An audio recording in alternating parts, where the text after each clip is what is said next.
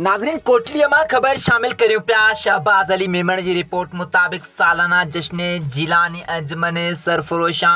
इस्लाम जे हज़ारनि कारकुन पारां जोश ऐं ख़रोश सां कोटली साइट खुदा जी बस्तीअ में मल्हायो वियो, जंहिंमें मुल्क मां ऐं ॿाहिरनि मुल्कनि मां बि उलमाए इकराम ऐं स्कॉलरनि वॾी तादाद में शिरकत कई। मोहब्बत रसूल सल्लल्लाहु अलैहि वसल्लम, इश्क इलाही, बेत वलिन जे सरदार शेख अब्दुल कादिर जीलानी जे फ़िक्र खे उजागर कयो वियो ऐं सरपरस्त आला अंजुमन सरफरोशां इस्लाम जे बानी हज़रत सैयद रियाज़ अहमद गोहर शाहीअ जो रूहानी पैगाम हो त हर मज़हब हर फ़िरक़े जे लाइ हिन खे आम कयो वियो ऐं सरपरस्ती अंजुमन हाज़ा तलत महमूद चयो त